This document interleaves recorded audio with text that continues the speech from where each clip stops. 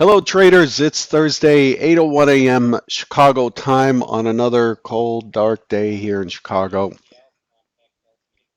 Thanks for joining me again. Derivatives trading involves substantial risk of loss and is not suitable for all investors. Past performance is not necessarily indicative of future results. This morning, risk off. We saw the market sell off into the close yesterday. By market, I mean the S&P and the other indices sell off, and risk off sentiment is prevailing. The volatility index has popped a little higher, about 40 basis points. The dollar's stronger, the Japanese yen stronger, the bonds are up 5 ticks, and the British pound up 43 pips. These are all safety instruments. The 10 years, oddly, are unchanged to down a tick or half a tick. The euro's also off 25 pips. Or 0.02%. The laggard today is crude. Losing 93 cents. A reminder today that crude is trading March. We have rolled to March from February. The symbol CLH9 or CLH19.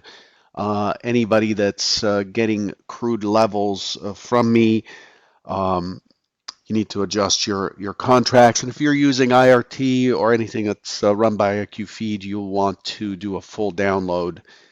This morning, actually, the pit's already open. You may not be able to get a full download at this point, but just remember, crude rolled to March. And again, crude is the laggard today, down 1.75%. So that's that.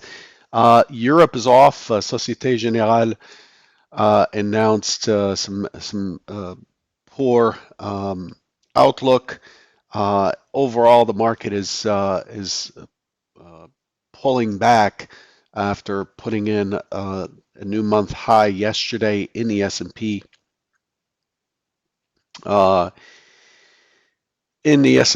And we've started to move back down into the 2607 MC low that has been a key number for a target from below as we approach from below.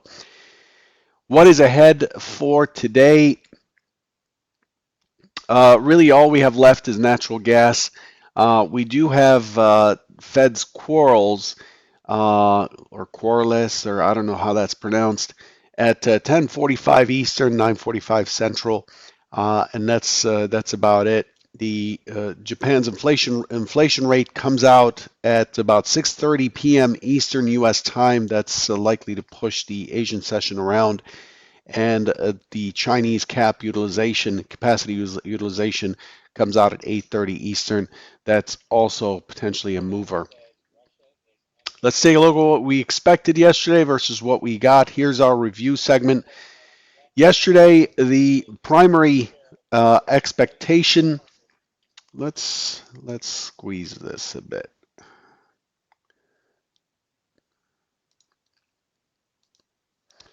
Let's adjust this. Make this smaller.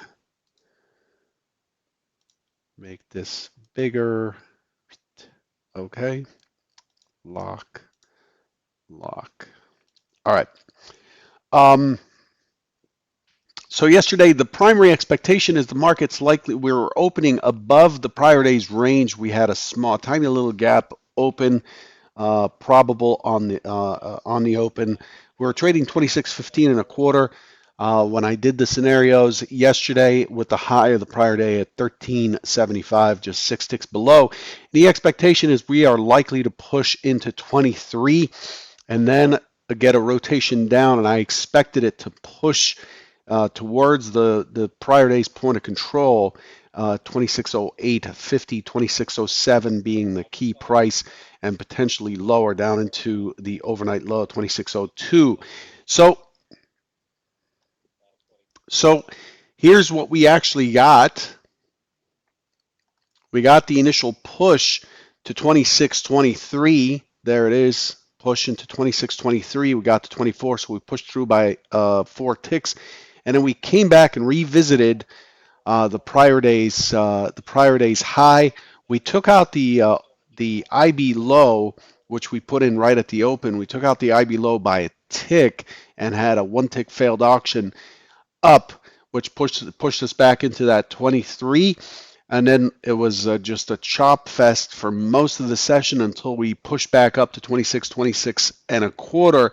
And then we sold off, and then we one tick the IB again on the close, giving us a double bottom at the low. A double bottom at the low for the session. Remember, I was talking about how we rarely got balanced distributions or Gaussian distributions throughout the month of December and at the beginning of January. Well, that's a heck of a balanced day there.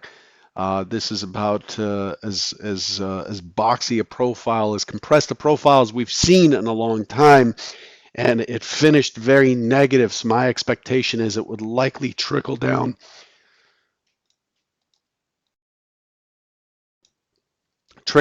into the prior day's range. Overnight, my expectation overnight was a test 2607. What it ended up doing is pushing all the way through 2600 down to 2596.50, 2598. That whole 2600 through 2596 is a big area. And so we did see it break. We saw bounce and we saw a break on a weak close down. If I were an overnight betting man, which I'm not, I would have bet on a drop into the overnight. And that's basically what we got. So this is where we are. The market's currently trading that key 2607 figure right in the stock zone right here. So if you look at yesterday, we had a one tick failed auction. We had range extension up, and then we had another one tick test below. We had a neutral day closing inside of the IB, so neutral normal with a negative close. And then we carried that into the overnight session. That's not you. This is you. We carried that into the overnight session. We open up tests higher. We open up at 2613.75, just a tick above where we close. We test higher to 16, and then sellers step right in and take it down through the 2600, and we've been just holding steady. The high overnight is fairly poor. We have a pretty clear balanced distribution or consensus in the middle, and we don't have a very strong low. The overnight session had more volume last night than it did the night before. There was a fair amount of participation. The Europeans came in at 2 o'clock right in here and have bounced it up a little bit, but overall it's stuck at the mid. Notice the mid VWAP, VPOC all in the same area. Very, very balanced, very coiled, and we're opening in a gap down versus yesterday's range. So we're always comparing when it comes to context. I'm always comparing what it's done today versus the most recent auction. And then when it moves away from the most recent auction, I compare it to the last time we were auctioning these prices. Those are called template days. So as we open down here, this day becomes a template day because this is the very last time we traded these prices. So you want to pay, I'm going to pay attention to where the value area is. If it's a balanced profile, I'm going to pay attention to the last low it put in. I'm going to pay attention to where we have a thin profile and so on and so forth. So what we're doing this morning is we're opening in a gap. We're opening in a gap down, but into the balance range. Remember, 2585 is the big balance zone down here, and that's likely to act like as a magnet. If we fall back through 2600, I expect it to work itself back into 2585. And so that's what I'm looking for today. So what are our scenarios? The primary scenario this morning is that we're opening against the 2607. I expect an open auction out of range right smack dab in the middle of what we did on Tuesday. I expect responsive buying into 2612. I expect resistance in between 2612 and 2614. I expect it to fail back out, come back to the open, and then start to drift towards 2600 and lower. We have to be modest with our range projections. The range has really collapsed recently. Um, and so I'm not looking to project more than probably 20 points, which gives us 25.95 or so, and that's where my arrow stops right here, last week's close. So that's the primary scenario. Again, yesterday, the primary scenario was to push up and come back into the range, rotate over, and it did that in the morning, but then it pushed back higher.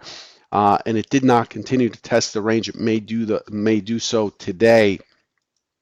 And then today, I'm looking for a responsive push higher and then failure to hold those higher prices, um, uh, and then coming back and testing basically most of Tuesday's range. The secondary scenario is market opens in an open auction. We drift down. We start to move lower towards 25.94, uh, 98 to 94, and then we look for a bounce, and then I'm looking for it to hold steady into the close in a inside of Tuesday's range. One thing to remember, I mean, we have a fair amount that's released tomorrow, just globally. Tomorrow we do have a few numbers, but nothing major, nothing like non-farm payrolls or anything like that. But on the secondary scenario, I'm expecting it to be a little bit of a grind down, and then balancing out for the rest of the session. One thing I want to make sure everybody knows is that there's a holiday on Monday here in the U.S. The futures are open a half a day. They close at noon Central, 1 Eastern. And I want to make sure everybody knows that I will not be here. It's not worth my time to be here, and I need a mental health day off on Monday, so I will not be doing a Trader Bite on Martin Luther King Day on Monday. Tomorrow will be the last day before a long weekend for banks, schools, and so forth. So we may come into chop tomorrow afternoon as we hold steady and sideways. Before I take off, so those are the scenarios. Before I take off, I wanted to give you a glimpse at the book, the full depth. You could see that there's quite a bit resting at 25, 94, 95. This is where I expect the scenario 2 bounce to be, and the first target on selling on scenario 1. And you can see that there's a fair amount of liquidity up in 27, 28, 29. Those areas are really, if we push up, this is an open test down, drive up. That scenario 3 would target that 27, 28, 29 area. But there's a fair amount of overhead liquidity as it stands right now. And after the market opens, that's going to adjust a little bit. And we're still likely to see a fair amount of resistance right up here. So I'm looking to sell this area on scenario 1 on the push higher. So responsive buying into 13, 14, consolidate, fall back through, and then consolidate down here at the 26.95, and then potentially continuing. That was your primary scenario. Tying the liquidity in the market, and of course liquidity is fluid. A lot can be offered or bid, and we see it on the heat map beautifully on Bookmap. If you are interested in the software, please go to ctbookmap.pro for a trial.